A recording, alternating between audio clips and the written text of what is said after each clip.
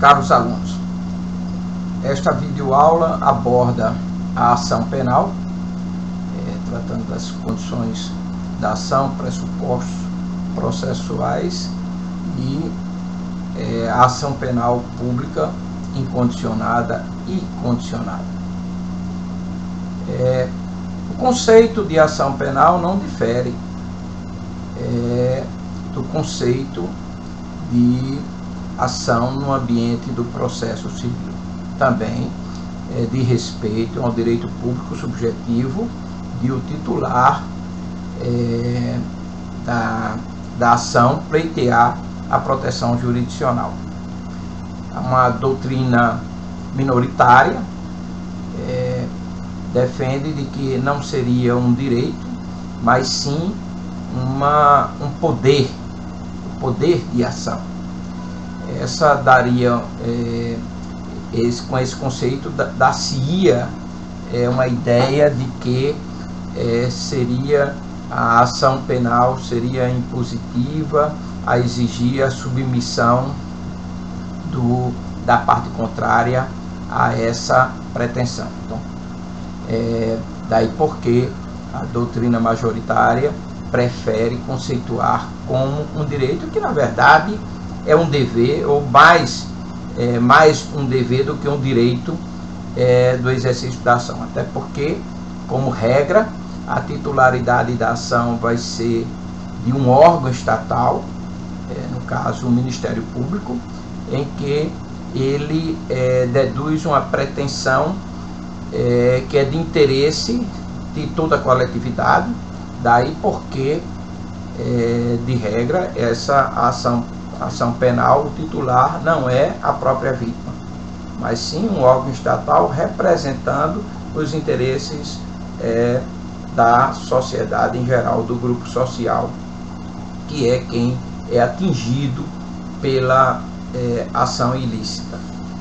Nessa dimensão, a ação penal é uma espécie de class action, em que, diante do interesse coletivo, não é o ofendido direto quem tem a legitimidade para a propositura da ação, mas sim um órgão representando o interesse de todos, a não ser nos casos em que se atribui a titularidade da ação penal para o próprio ofendido, que é o caso da ação de iniciativa privada, e que, como vamos tratar no momento oportuno da ação de iniciativa privada, representa um descompasso com o sistema democrático, um sistema de uma teoria constitucionalista do direito penal, no sentido de que só pode interessar ao campo do direito penal aquelas ações delituosas que suscitem o interesse de toda a sociedade com relação à sua responsabilização, na responsabilização pela prática do ilícito. Daí porque, se um crime é de magnitude tal que o titular da ação deve ser o próprio particular e não alguém representando a coletividade, é porque essa conduta não deve frequentar o ambiente criminal e deve ser resolvido com os outros instrumentos, com os outros ramos do direito, do direito. Para o direito penal, pelo princípio da subsidiariedade, só deve ficar aquelas condutas em que há o interesse da sociedade. E é por isso mesmo que na proposta de novo Código de Processo Penal, que está no Congresso Nacional, já aprovado no Senado e para ser discutido perante a Câmara dos Deputados, é suprimida a ação penal de iniciativa privada. Vou voltar mais a esse tema no momento em que formos tratar especificamente da ação de iniciativa privada. A natureza jurídica da ação, como dissemos, ontologicamente não há distinção quanto à ação do ambiente civil, daí porque é um direito público subjetivo, sim, né? O Ministério Público, aqui é interessante ressaltar que o Ministério Público, quando está como titular da ação penal, ele não está a serviço do Executivo ou de um eventual governo, né? O Ministério Público é um representante da sociedade, aliás, como se a partir do princípio democrático de que o poder é do povo e em seu nome é exercido, o Ministério Público está exercendo uma atribuição, uma ação, um agir que é funcional, no sentido de que ele exerce essa função em nome da sociedade, representando os interesses da sociedade ou do povo, numa expressão mais abrangente. Daí que a ação penal é esse direito público subjetivo de um Ministério Público, em nome da coletividade, pedir ao Estado juiz a aplicação da responsabilidade penal pertinente àquele caso concreto. Também no ambiente do processo penal se aplica a teoria das condições da ação. A tríade condicional da ação do ambiente do processo civil se aplica ao processo penal. Mas boa parte da doutrina sustenta que no ambiente do processo penal, diante de suas características, há uma quarta condição da ação. E essa quarta condição da ação seria a justa causa. Então, ao lado da legitimidade passiva e ativa, do interesse de agir e da possibilidade jurídica do pedido, parte da doutrina defende que existe uma outra, que é a justa causa. Eu compartilho desse entendimento. Aliás, sustento que a justa causa que representado pelo binômio materialidade e indícios de autoria, prova da materialidade e a existência de indícios de autoria, ela serve para flexibilizar o princípio da presunção de inocência. Quero chamar a atenção para recordar o que já tratamos quando falamos da parte de inquérito policial, e nas primeiras aulas que eu faço uma distinção em que, para mim, existe tanto o princípio da inocência como o princípio da presunção de não culpabilidade. Via de regra, se faz uma discussão se o princípio é um ou outro. O nosso sistema, em razão da nomenclatura prevista no nosso sistema, previsto na Constituição, dentro dos direitos fundamentais, qual teria sido o princípio albergado em nosso meio. Mas eu parto do entendimento, defendo, que o princípio da presunção de inocência é gênero, do qual nós temos como espécies o princípio da presunção de inocência propriamente dita e o princípio da presunção de não culpabilidade. O princípio da presunção de inocência é uma garantia constitucional de que ninguém será apontado como uma eventual pessoa que praticou um crime, a não ser que exista uma culpa sumária em relação a essa pessoa. A não ser que existam elementos probatórios dizendo que o fato criminoso ocorreu e que há indícios de que aquela pessoa tenha sido a autora.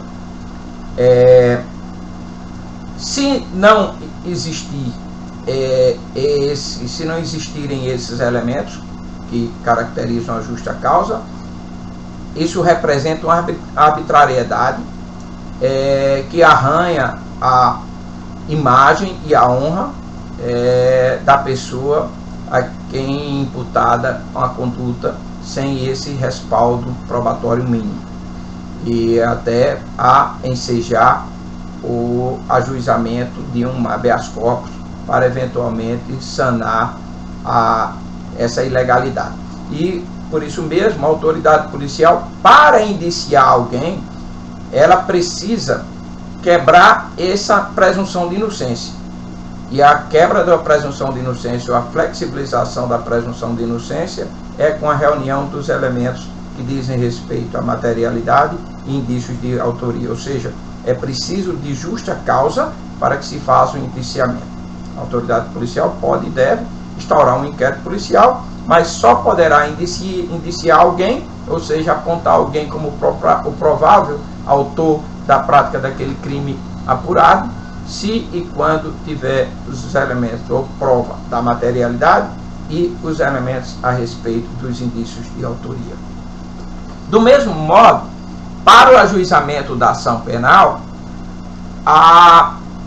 se requer não só as condições, as 3 condições clássicas da ação, mas também que se tenha justa causa, ou seja, que a denúncia seja embasada ou acompanhada de prova de que o fato criminoso aconteceu e elementos probatórios de que há indícios de que aquela pessoa a quem imputada a prática do ilícito na peça acusatória foi a responsável pela conduta ilícita.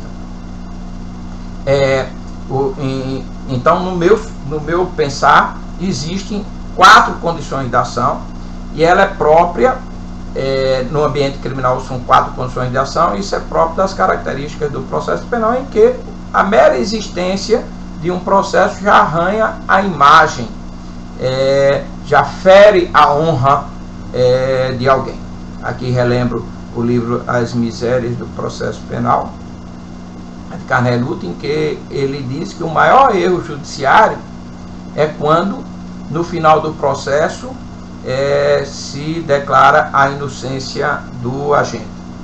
Porque aí estaria a demonstrar que a pessoa sofreu todas as agruras de um processo criminal e que no final se reconhece que ela é inocente, que ela não deveria ter passado por toda aquela situação. E pior, porque de toda sorte, ainda que a pessoa absolvida até pela última instância, pouco importa, a imagem da pessoa fica arranhada perante a sociedade. Então, a justa causa serve como proteção e de materialização do princípio da presunção de inocência. Já a presunção de não culpabilidade, ela parte do pressuposto que ninguém, na verdade ela representa, tem uma grande dimensão, é de que ninguém será considerado culpado se não for embasado na verdade real, material, ou a verdade mais aproximada possível à realidade dos fatos. Então ele é um preceito que em sua essência se faz sentir no momento em que o juiz é chamado para proferir uma decisão que pode definir a culpabilidade. Daí porque, via de regra, a não ser com relação às decisões que impõem restrições ao direito de liberdade,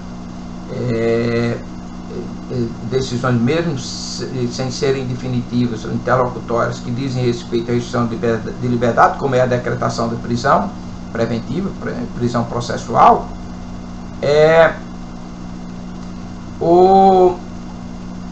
esse princípio da presunção de não culpabilidade não está presente.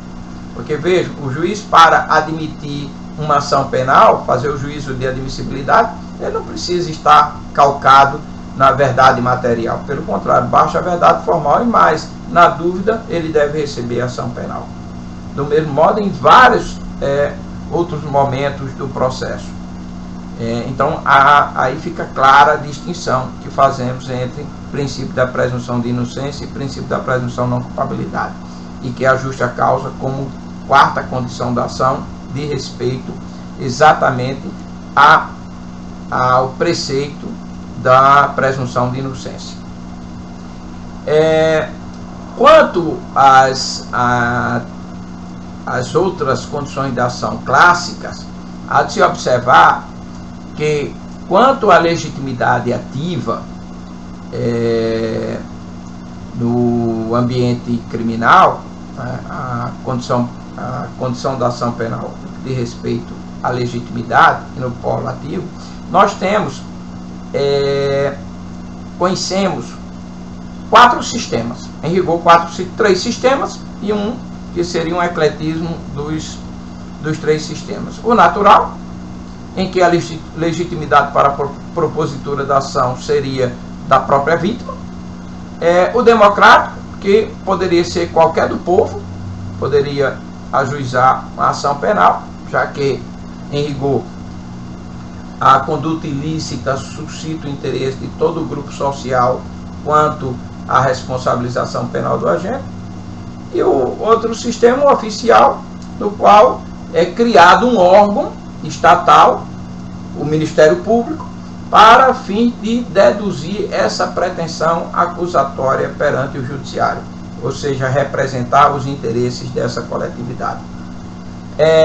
O nosso sistema, como regra, adota o oficial, mas ele não com exceção, ele aplica também esses outros sistemas. Então, daí que, embora a regra seja o da oficialidade, ele também tem uma porção de um sistema misto, porque, apesar de o Ministério Público ser o titular da ação, quando se trata de ação penal de iniciativa pública,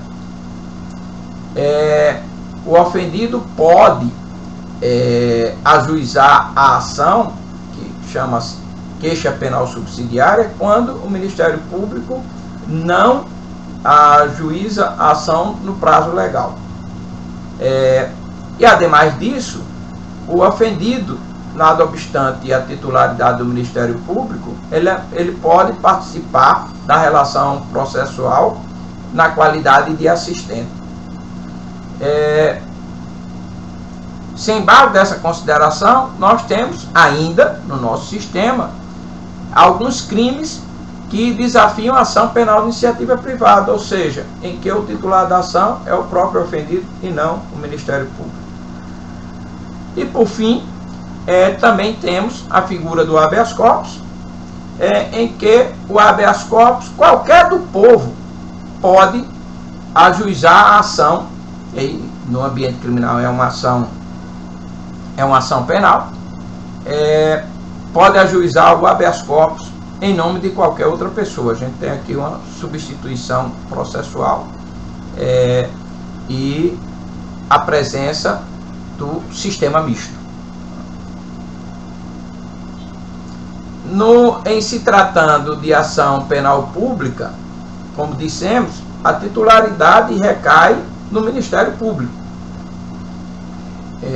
Cabe ao Ministério Público defender os interesses da coletividade.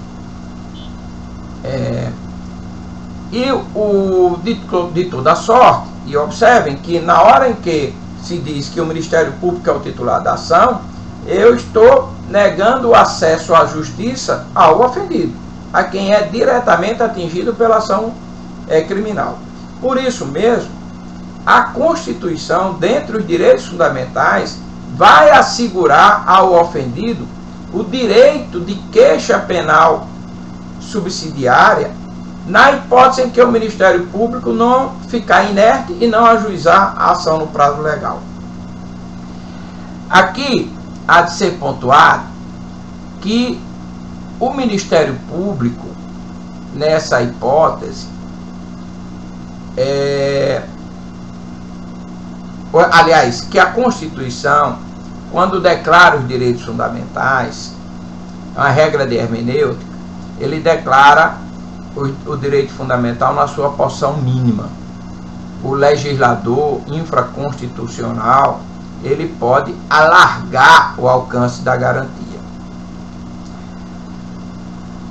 Por isso mesmo, a despeito de o Código de Processo Penal ter repetido a dicção constitucional e ser dito que a queixa penal subsidiária só é possível quando o Ministério Público fica inerte,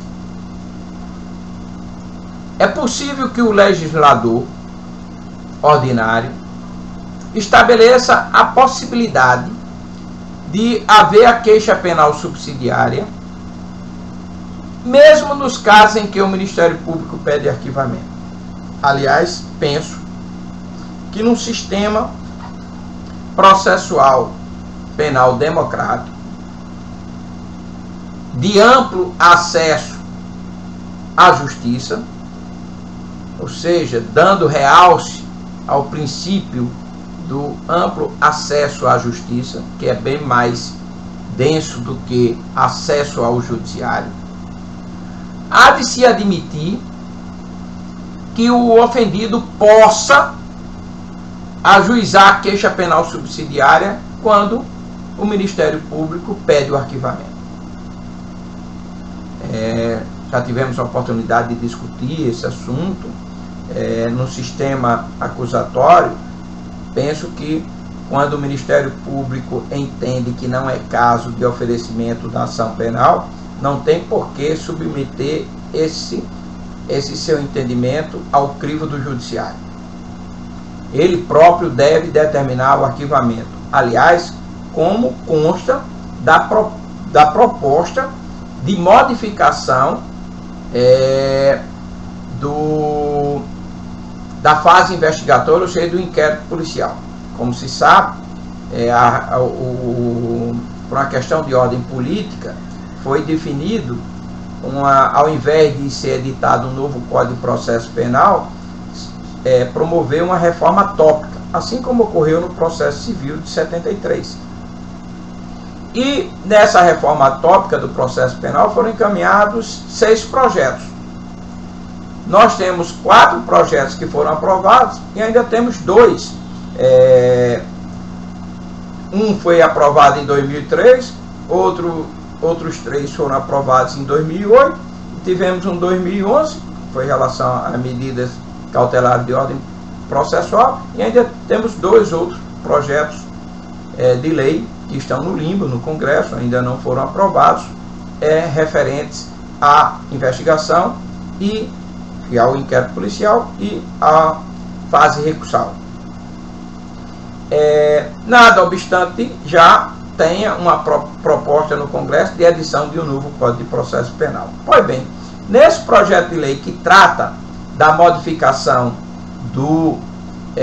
da fase investigatória, do inquérito, é suprimido, não há mais regra idêntica ao atual artigo 28 do Código de Processo Penal, porque ele é compatível com um sistema misto de forte sotaque inquisitivo. No sistema acusatório, ele não tem, ele não se adequa a um sistema acusatório. Daí que o melhor é deixar que haja um autocontrole do Ministério Público, na hipótese em que o Ministério Público entende que não é hipótese de oferecimento de ação penal e por isso mesmo pede o arquivamento. Isso deve ser examinado por um órgão colegiado do Ministério Público, assim como ocorre em relação ao inquérito civil, que no caso seria o Colégio de Procuradores, ou mesmo em relação ao ser submetido diretamente ao Procurador-Geral de Justiça da República. Mas não ir para o crivo do Judiciário, que não pode fazer as funções do autor da ação, sob pena de quebra da sistemática do princípio acusatório. Daí porque com esse modelo é mais do que salutar que se dê a oportunidade ao ofendido, que mesmo o Ministério Público internamente entenda que não é caso de ajuizamento, o ofendido possa interpor a queixa penal subsidiária, e aí nessa hipótese poderia se colocar que o juiz, para receber a ação penal, teria que dar uma decisão fundamentada, avaliando essa posição do Ministério Público pelo não ajuizamento da ação penal e da pretensão do ofendido quanto a que a questão seja submetida à apreciação do Judiciário.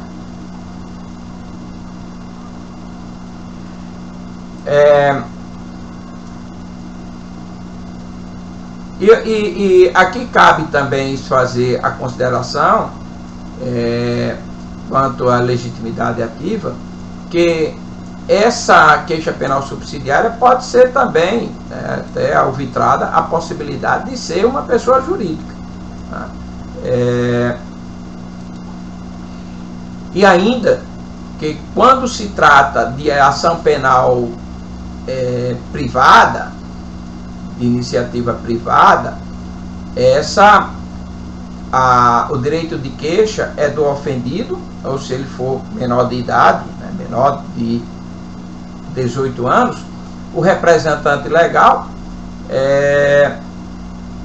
ou então no caso de morte, o próprio código prevê a quem seria atribuída essa titularidade, que o código menciona que seria o cônjuge, o ascendente, descendente ou irmão, nessa ordem.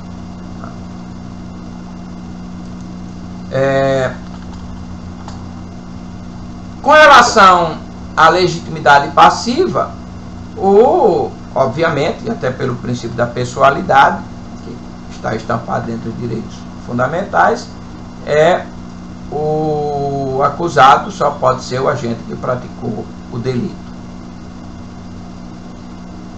Quanto ao interesse de agir, como se sabe, o interesse de agir é a demonstração da necessidade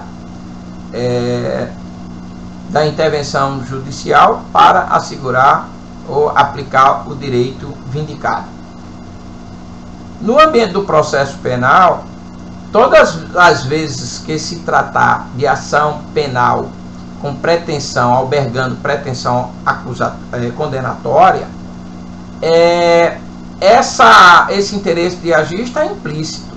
Está implícito por causa da dimensão do princípio do devido processo legal no ambiente criminal. Como se sabe, pelo princípio do devido processo legal, no ambiente criminal, a responsabilidade penal só pode ser reconhecida mediante um processo no qual seja assegurado a ampla defesa e o contraditório. Vejam que no ambiente civil você pode fazer uma composição extrajudicial e resolver a pendência e assumir a culpa livremente. No ambiente criminal não, terá que haver o processo. Não confundir aqui com as soluções consensuadas da transação e da suspensão condicional do processo penal, porque ali não há reconhecimento de culpa, ou seja, não há definição de responsabilidade penal. No ambiente criminal, como se sabe, adota-se o princípio do nulla pena sine judicio. Tem que haver necessariamente o processo para que se tenha a responsabilidade penal. Então, se assim todas as vezes que se trata de ação com pretensão condenatória, está demonstrada a necessidade de intervenção do judiciário. O que pode ocorrer a ausência de interesse de agir no processo penal em outro tipo de ação, por exemplo, um habeas corpus pedindo a soltura quando a pessoa esteja em liberdade. Vamos imaginar uma situação dessa natureza, né? Ou um habeas corpus em relação a um crime punido só a título de culpa, né? E que aí não haveria possibilidade de haver sequer ameaça ao direito de liberdade, né? Então, algo dessa natureza. Uma outra questão que frequentou bastante o ambiente do judiciário era quanto a ausência de interesse de agir numa abordagem da prescrição em perspectiva, né? Dependendo do caso concreto e da demora do inquérito policial, o Ministério Público, ao pegar os autos, verificar que fatalmente, quando regulada a pena, quando regulada a prescrição pela eventual pena concreta estabelecida, se daria a prescrição, e por isso mesmo não teria o interesse de agir, porque seria inútil o processo. E daí já pedir, já entender que não havia uma das condições de ação, que é a falta de interesse de agir. eu concordo com esse entendimento, porém o STJ sumulou a questão, com base na súmula 438, a dizer que é inadmissível a extinção da punibilidade pela prescrição da pretensão punitiva com fundamento na pena hipotética que eventualmente viesse a ser estabelecida.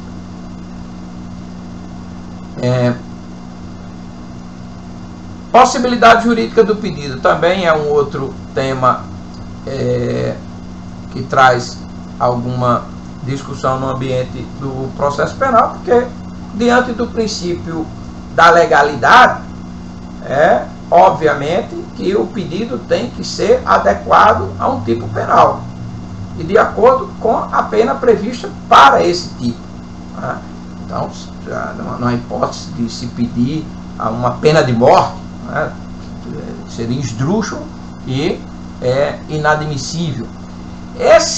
A doutrina, quando falava da possibilidade jurídica do pedido, fazia sempre menção ao artigo 43, inciso 1, o primeiro do Código de Processo Penal, que dizia que era a hipótese de rejeição da ação penal quando o fato evidentemente, era essa a redação, quando o fato evidentemente não constitui crime. Só que com a reforma de 2008, acertadamente o legislador colocou essa hipótese como situação que enseja absolvição sumária. Que o entendimento de que o fato não é criminoso, o fato não é crime, não é um tipo criminoso, ela é uma questão de mérito e, portanto, de absolvição e não de mera rejeição da ação penal. Então, não se pode mais dar esse exemplo como hipótese de impossibilidade jurídica do pedido. O que nós podemos aqui imaginar de impossibilidade jurídica do pedido de, eventualmente, na denúncia se pedir uma sanção que não é prevista no ordenamento jurídico. E olhe que, nada obstante isso, há de se observar a questão da emendatio libelli, que o juiz pode e deve, que vamos tratar mais adiante, observar qual é a imputação e daí dizer qual tipo penal corresponde à conduta narrada, à imputação feita e, consequentemente, o tipo de sanção. Então, se eventualmente o autor da ação penal narra uma conduta e na hora de pedir a pena, por exemplo, solicita a aplicação da pena de morte, não seria o caso de rejeição propriamente dita por impossibilidade jurídica do pedido, mas sim o juiz verificar pela narrativa da conduta, ou seja, pela imputação, a qual tipo penal essa imputação corresponde e aplicar a pena respectiva, independentemente de haver um aditamento à peça acusatória, podendo o juiz fazer de ofício, como vamos ver com mais vagar mais adiante.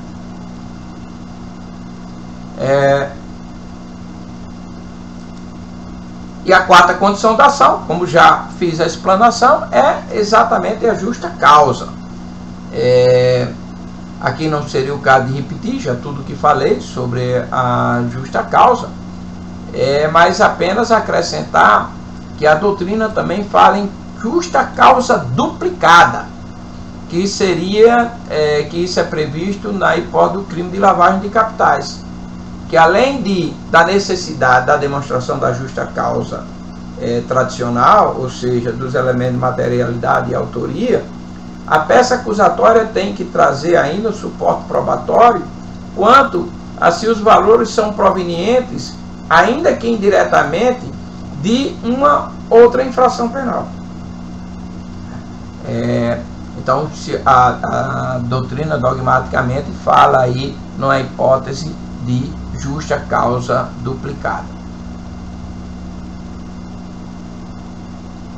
A doutrina ainda fala de condições específicas da ação penal.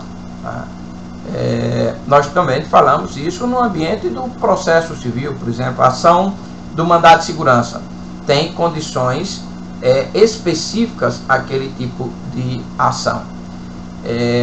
Um exemplo clássico a condições específicas da ação penal, ao lado daquelas que são as condições genéricas, que são as 4 que mencionamos, seria, por exemplo, a hipótese em que, após a determinação do arquivamento do inquérito policial, se ajuiza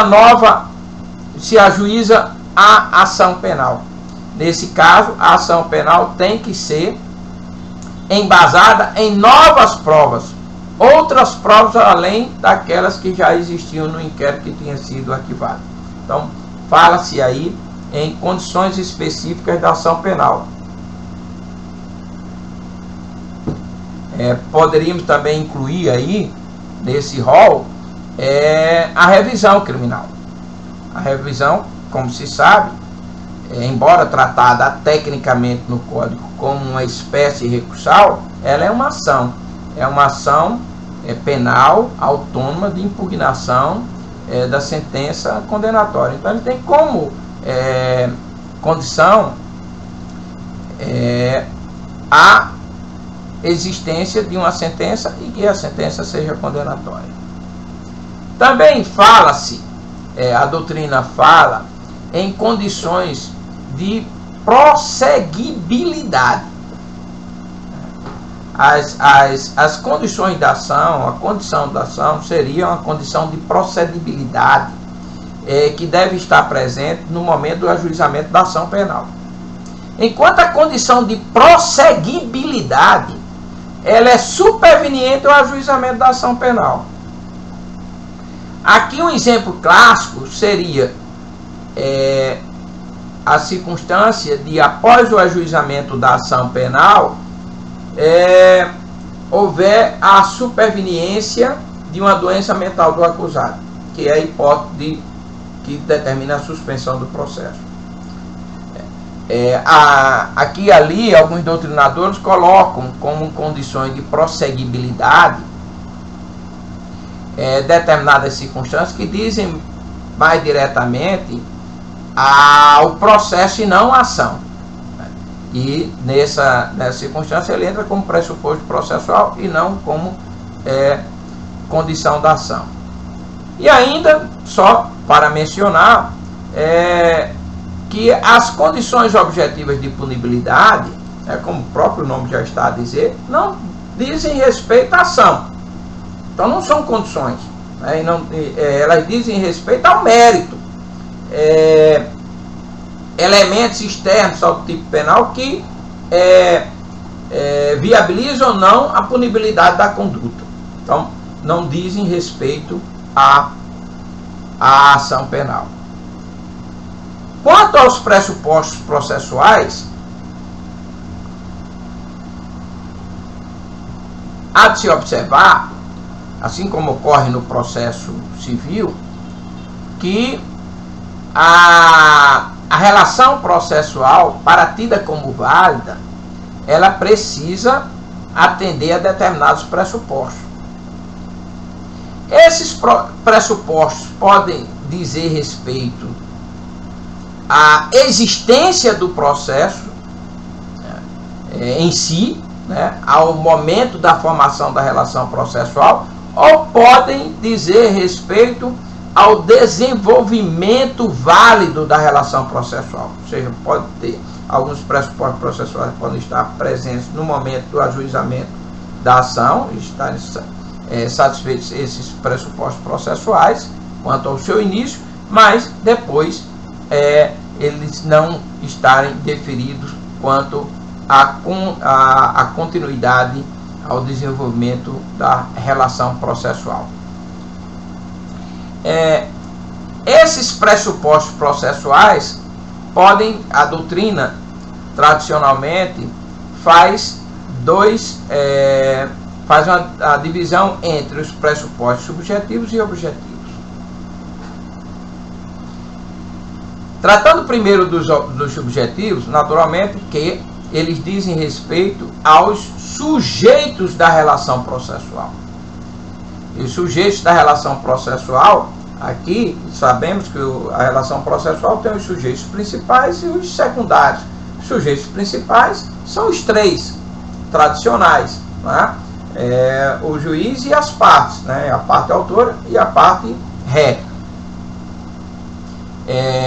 E os sujeitos secundários são todos aqueles que praticam atos no processo, intervêm no processo, né? Como testemunhas, peritos, ou mesmo servidores e tudo mais.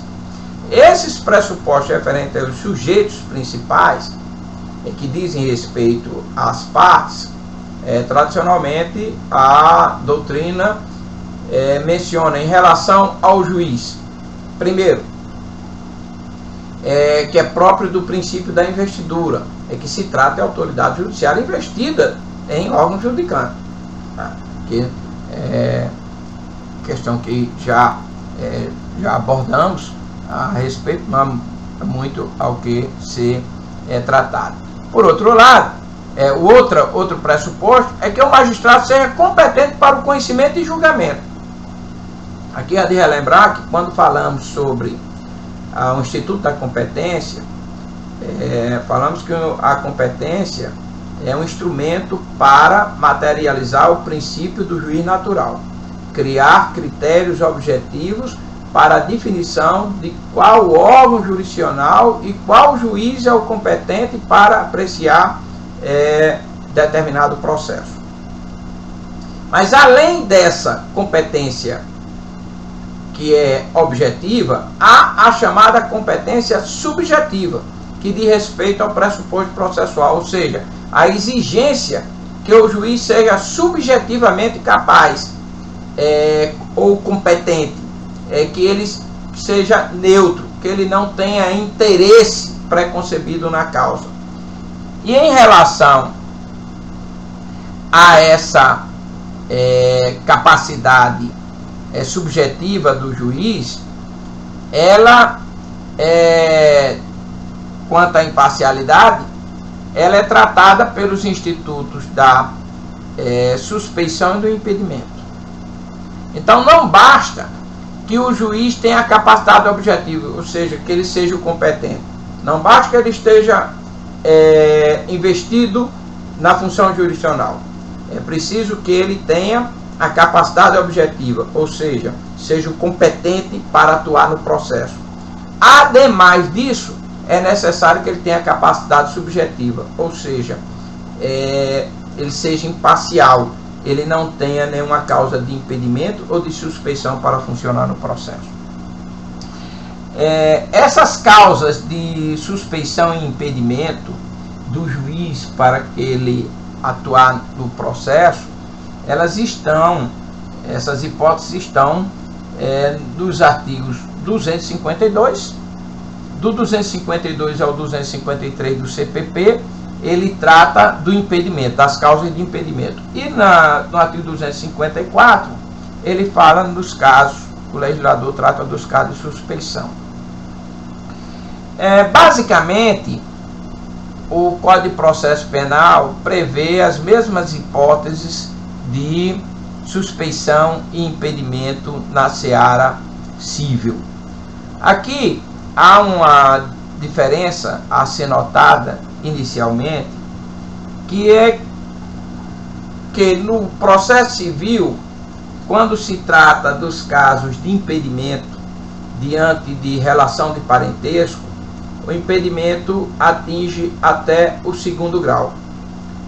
Enquanto que no processo penal, pelo fato de ter uma conotação mais de ordem pessoal,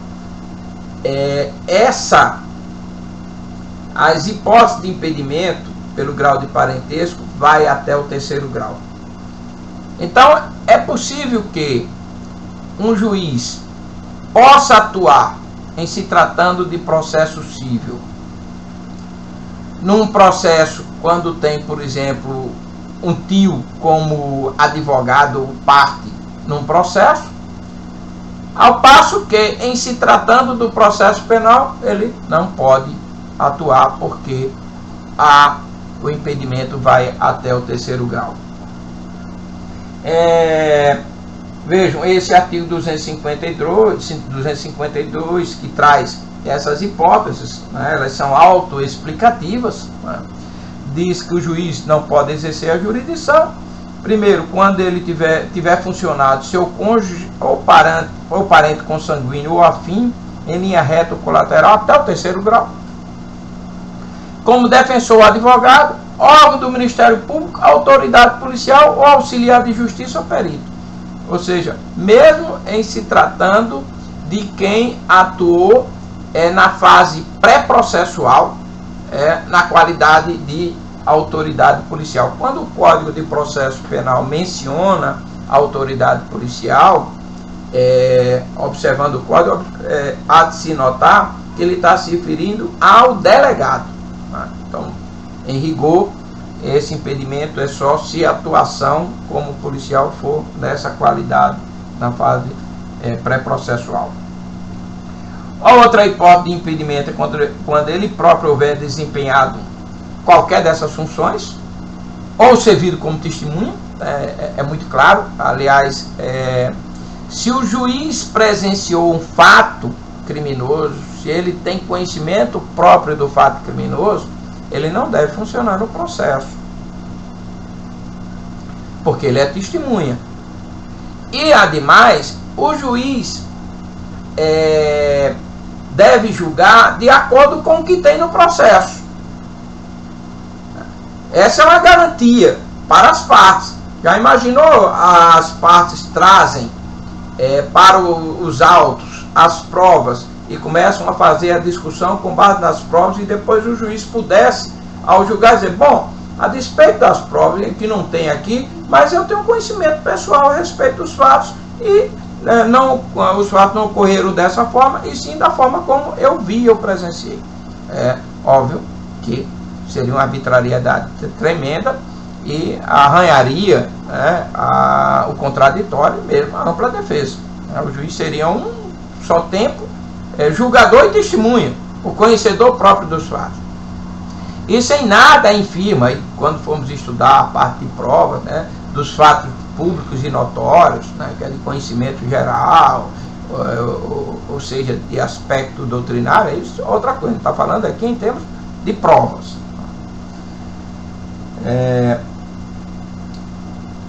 Se o juiz tiver funcionado em outra instância, digamos, se o juiz tiver funcionado no primeiro grau, depois ele é promovido e vai funcionar no tribunal, e esse processo chega lá. Óbvio que o juiz não vai poder funcionar. Porém, o código, nesse inciso terceiro, ele faz uma ressalva: se o juiz tivesse pronunciado de fato ou de direito sobre a questão. Se o juiz apenas praticou algum ato de mera admissibilidade da ação penal, por exemplo, em rigor, ele não está impedido para funcionar no processo, porque ele não fez juízo de valor nem a respeito dos fatos, nem a respeito do direito.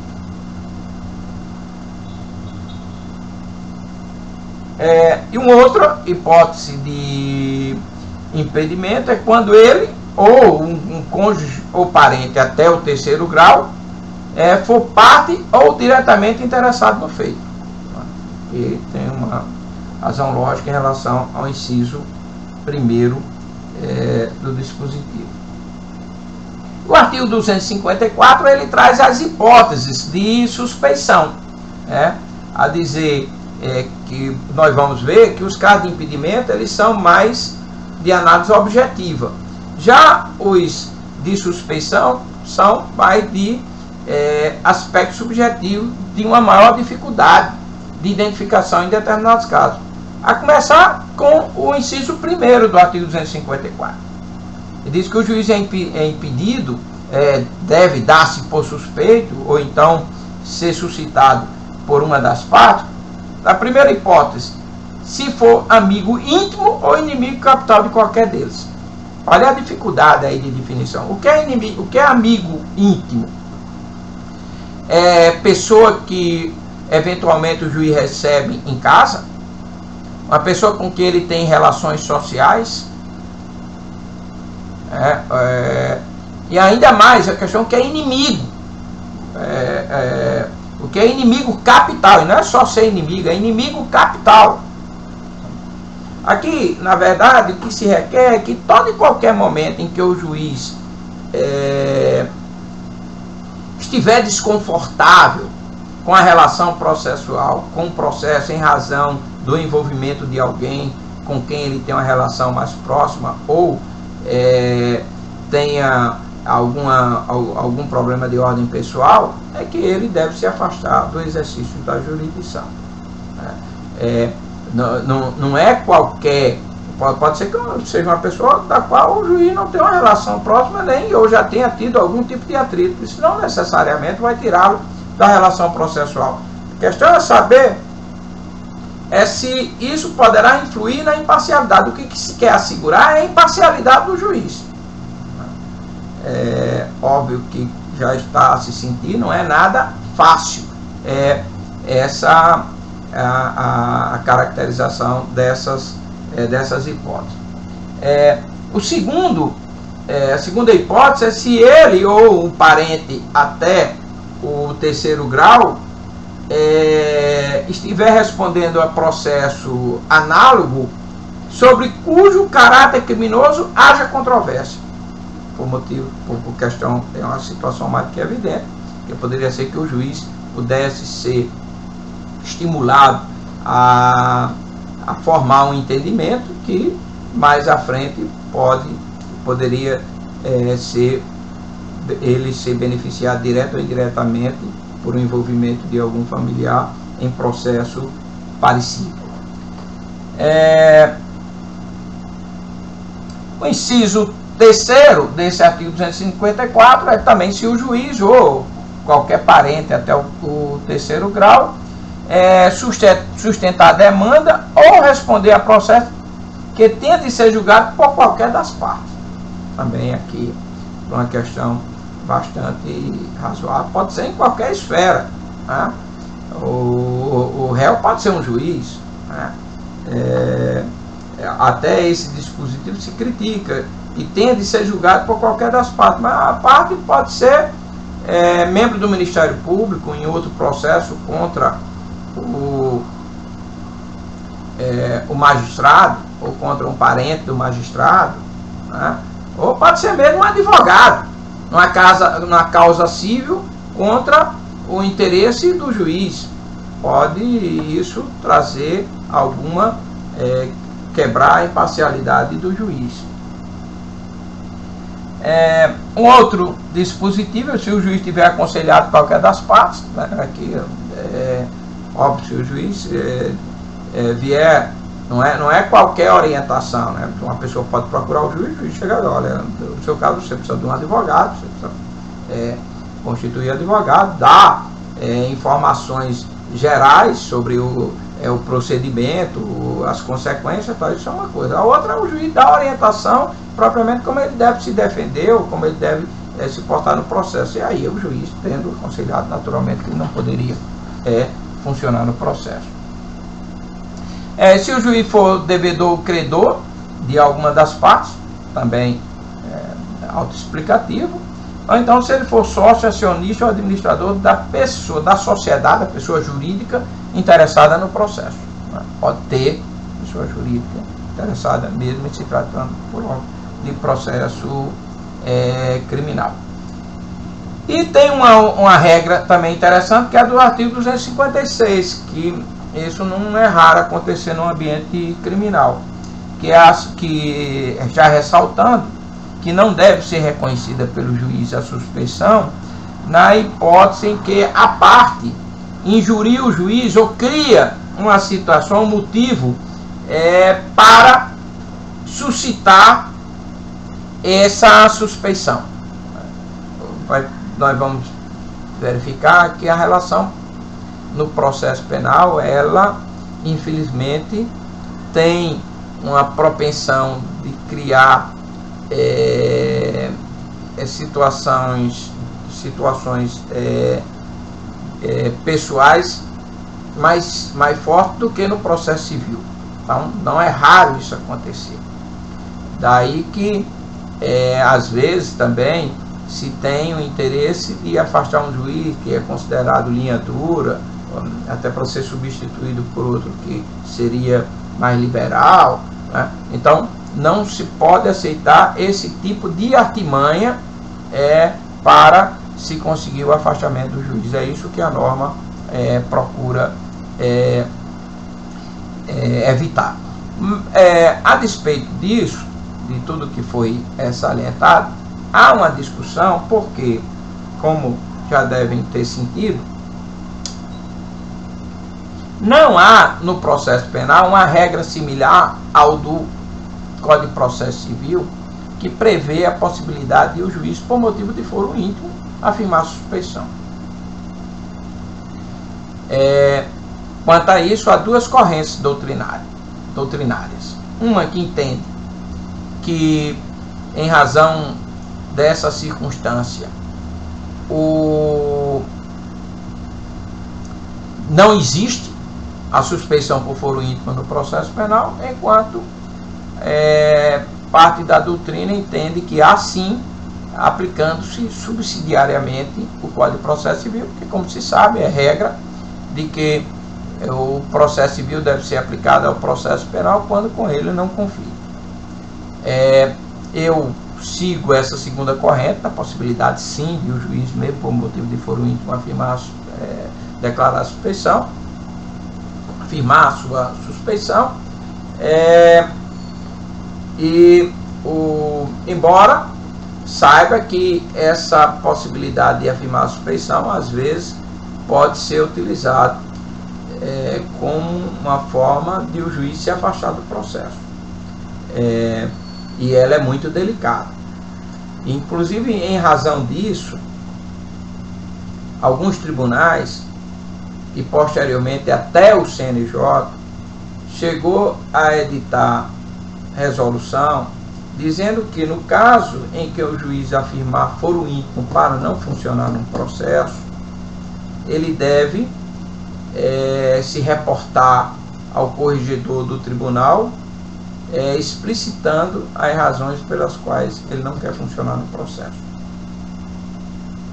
Os tribunais que procederam dessa forma e o CNJ fizeram porque, na maioria dos casos de corrupção no ambiente do judiciário, ele tem um modus operandi que começa com um vício na definição da competência, seja fraudando o sistema eletrônico de distribuição de processos, seja no primeiro grau, seja no segundo grau.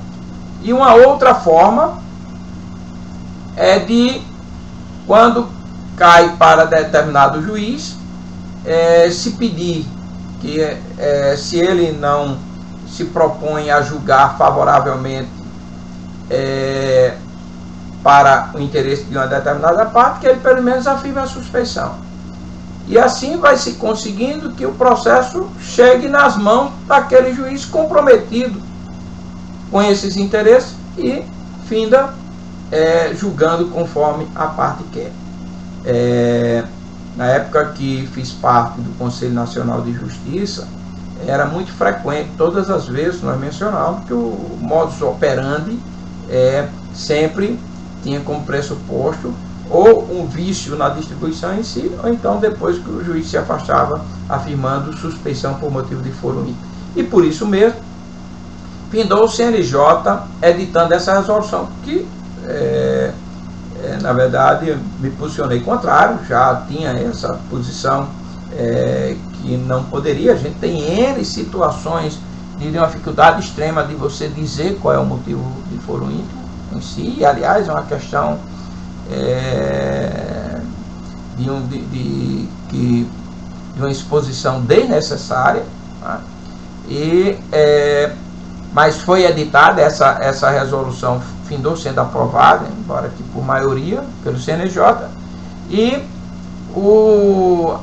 a AMB, Associação dos Magistrados Brasileiros, entrou com ação direta de inconstitucionalidade no Supremo. O Supremo mandou suspender essa resolução, entendendo que ela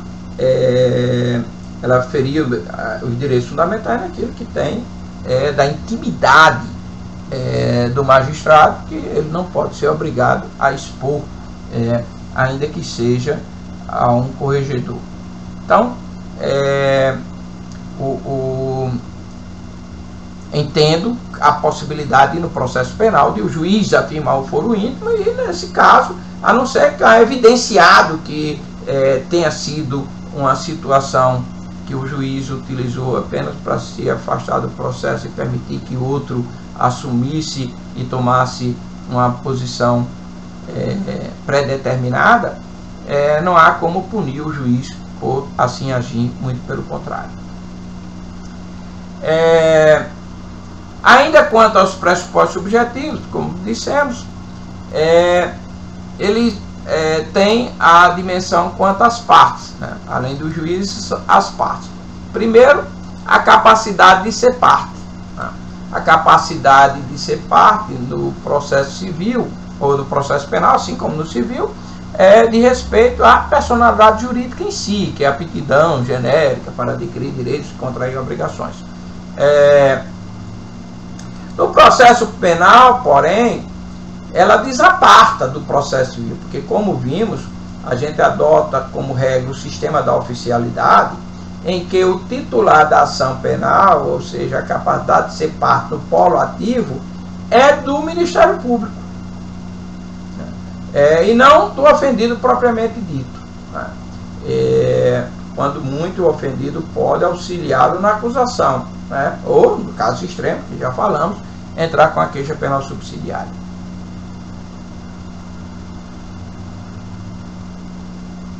Na hipótese de ação penal de iniciativa privada, aí sim, que ele próprio é o titular da ação penal, e na impossibilidade, no caso de morte, onde ele via ser declarada a sua ausência, né, a declaração judicial de ausência, os seus substitutos processuais são o cônjuge, ascendente, descendente ou irmão, né, nessa ordem. Já falamos que pode ser inclusive uma pessoa jurídica, né? A situação, o delito de difamação, o crime de difamação, né? Que pode ter, uma pessoa jurídica pode ser difamada. A ação penal nessa hipótese seria da pessoa jurídica, a capacidade de ser parte seria da pessoa jurídica. E quanto ao réu, essa capacidade de ser parte se confunde com a responsabilidade penal. E como nós sabemos, a responsabilidade no ambiente civil, a capacidade de ser parte se confunde com a personalidade, né? E, naturalmente, toda e qualquer pessoa pode adquirir direitos e contrair obrigações, inclusive se ressalva até os direitos do nascituro. No ambiente criminal, a responsabilidade penal só se inicia, como se sabe, aos 18 anos de idade. Então, é preciso que a parte ré tenha no mínimo 18 anos de idade, porque se não tiver 18 anos de idade, ele é inimputável e não pode ser parte, né? A solução é no ambiente do Estatuto da Criança e do Adolescente, da Vara da Criança e do Adolescente, que não é matéria criminal.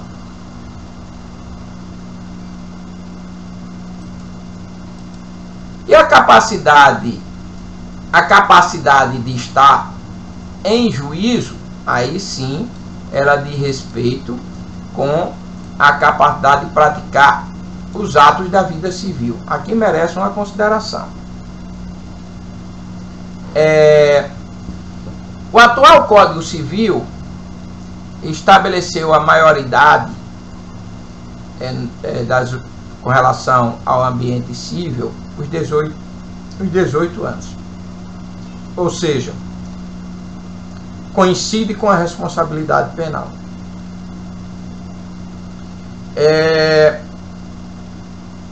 Antes, o Código Civil de 1916 estabelecia que a capacidade plena só se atingia aos 21 anos de idade. Então, as pessoas que se situavam na faixa etária de 16 anos até os 21 anos de idade, dos 18 aos 21 anos de idade, eram pessoas que tinham uma capacidade civil relativa. Ele não podia praticar todos os atos da vida civil. Em razão disso,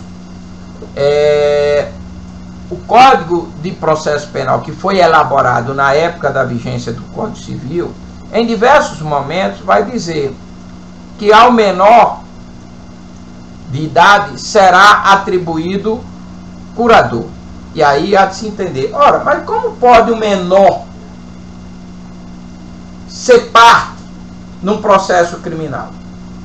Quando o Código de Processo Penal, em relação ao réu, utiliza a nomenclatura menor de idade, ele está no pressuposto de que é uma pessoa que tem a responsabilidade penal, ou seja, quando praticou o crime tinha mais de 18 anos,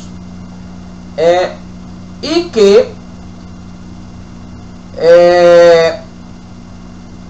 de acordo com o Código Civil de 16, ele ainda não tinha atingido a maioridade civil, que só se atingia aos 21 anos de idade. Então ele está se referindo a essas pessoas que tinham capacidade apenas relativa. Como o Código Civil reduziu a maioridade civil para 18 anos, naturalmente que restou derrogado toda essa disposição, todas essas disposições do Código de Processo Civil, do Código de Processo Penal, que fala no menor de idade em relação ao acusado, porque nós não temos mais essa figura. Então, esses dispositivos estão revogados, não há mais necessidade de o juiz nomear curador para o acusado que está situado na faixa etária entre 18 e 21 anos de idade, porque com o novo Código Civil ele tem capacidade plena para a prática dos atos civis.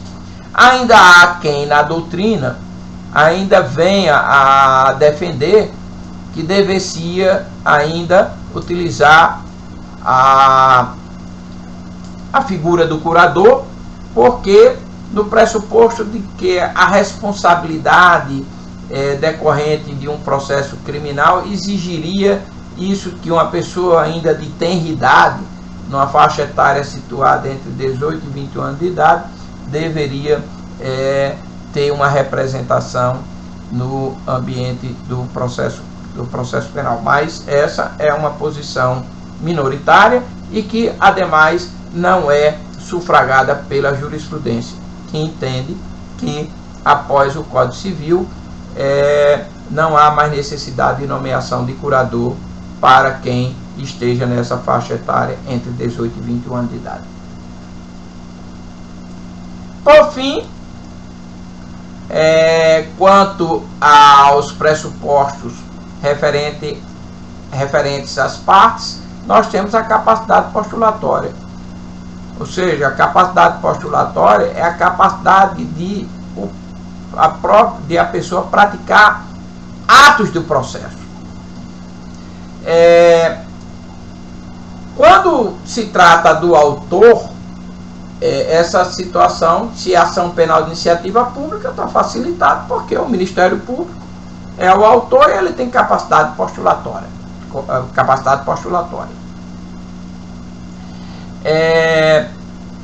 Porém, quando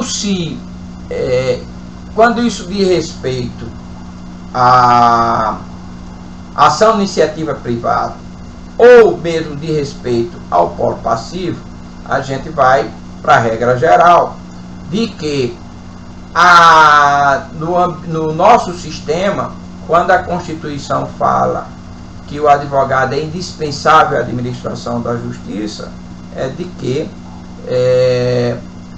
a regra é que a dedução no ambiente do processo penal, o acesso à justiça não quer dizer que a própria pessoa possa fazer sua defesa. Ela tem que fazer por intermédio de um advogado, que isso é uma garantia de que ela vai ter uma assistência adequada ao seu direito, seja na qualidade de autor, seja na qualidade de réu.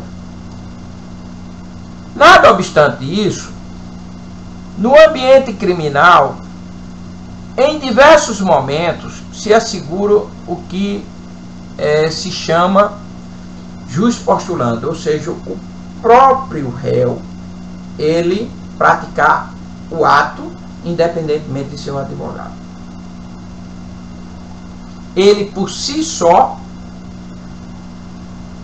ele próprio, falar dos autos, e não necessariamente por intermédio de seu advogado.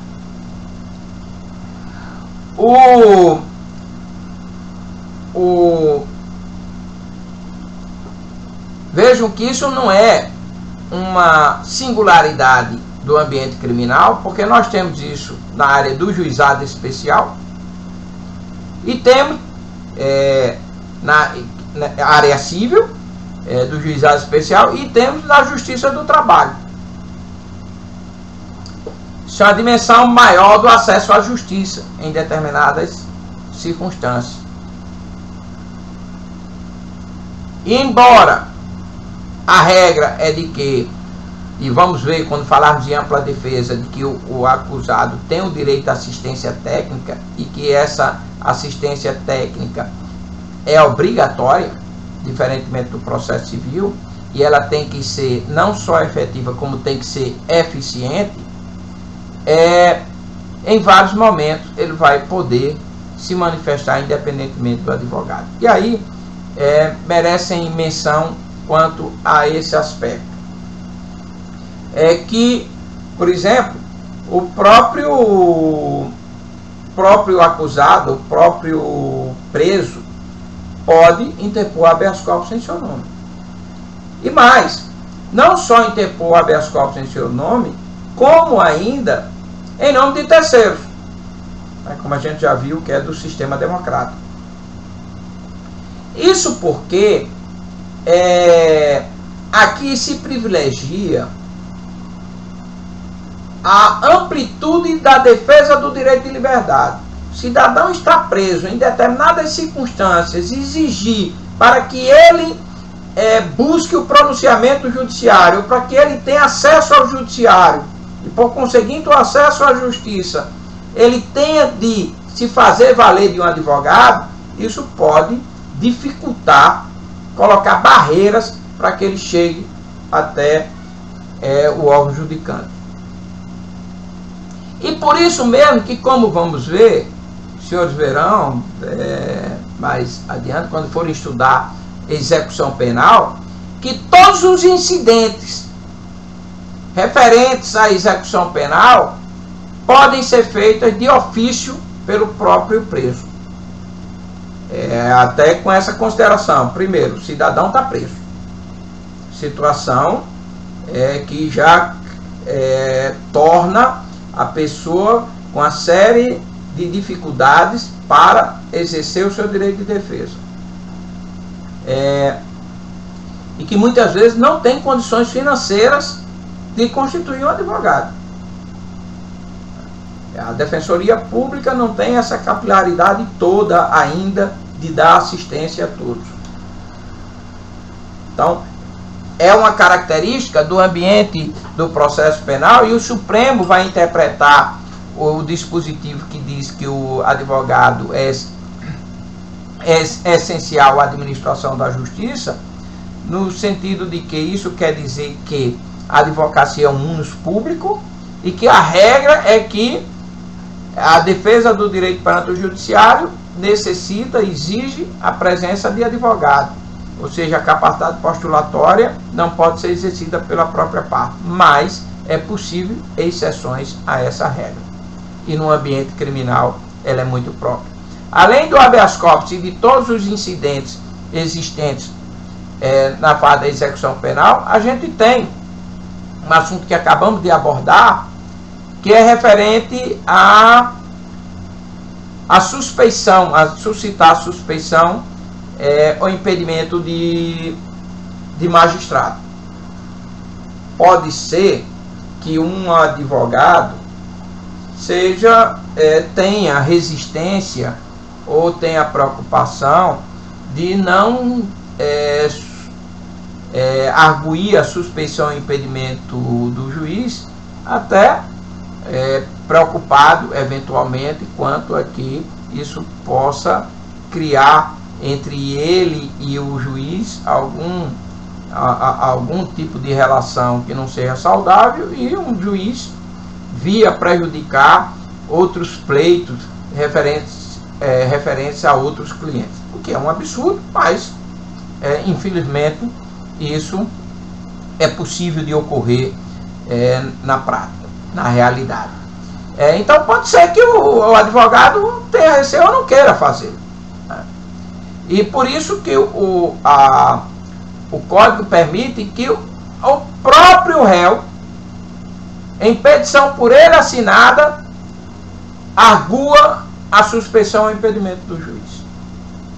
Nada obstante isso, também é já um outro aspecto dessa capacidade, o Código exige que, se na hipótese de arguição de suspeição ou impedimento, a procuração geral para o foro, ela não é válida. É preciso que haja cláusula expressa na procuração do acusado, dando poderes a seu advogado para que faça a arguição de impedimento ou suspeição.